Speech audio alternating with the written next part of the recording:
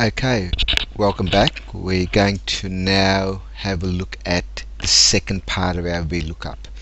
So this time we're going to actually look at populating the tax rate. So if you remember last time we calculated the pay rate, and I've actually gone ahead and calculated the pay based on that pay rate. Now we need the tax rate, and the tax rate works on the value of the pay and this table down here called tax rate. So basically, if the pay is between $0 and $114, they have a 0% tax rate. If it's been 115 to 711, it's 13%, and so on. If it's more than 3,462, they pay 40%. Okay, so we need to use that value. Now remember, in the previous one we had to lock the cells using the dollars. We're going to want to use these tax rates, and the first thing we can do is we can actually name those rates. So I can use the formula option and define a name, give it a name, and select the cells. So I'd already selected them previously. Click that and select the cells. Alternatively, I can click up here where it actually lists what cell I'm in and type in the name. So I could type in tax rates. I'll just type that in and press enter. So what that's done is it's actually created a group of cells and named them as tax rates. If I go back to that name manager that I was in before, sorry, name manager, okay.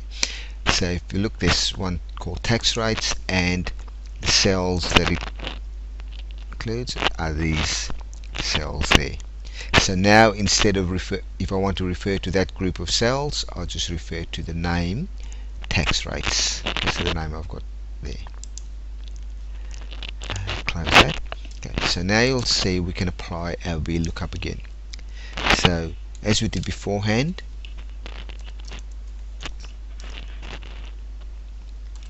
VLOOKUP.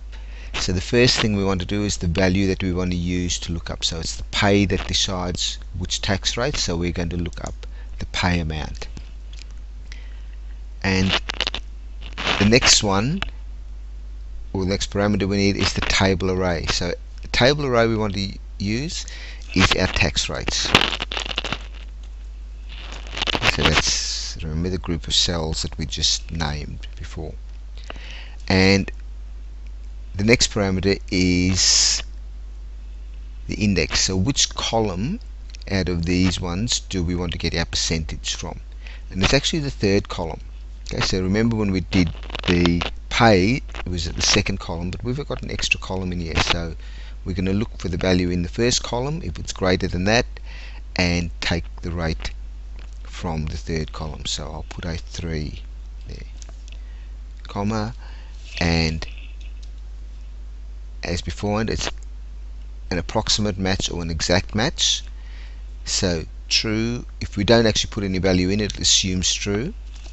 So, but I'll actually type it in, and what that will do, because that's $1,200, which falls between these two here, it will be 22%. So what it's actually doing is it says take the pay rate and then go and look up these rates here, and it checks, is the pay rate greater than the first value? No, it's not. I'll go down. Is it greater than the second value? No, it's not. Oh, so yes it is. So it goes to the third one. Is it greater than that? Yes it is. I'll keep going. Is it greater than the fourth one? No, it's not. So I'll go back to the one just before that and get the corresponding value from column 3, 22%, and that's the value that we've got. Now when I drag that down, as you can see, the pay rates are all calculated based on the values that are there. $140, 13%. Just to show you how that works, if I just pick one and type in a value, so if I typed in $4,000 for example,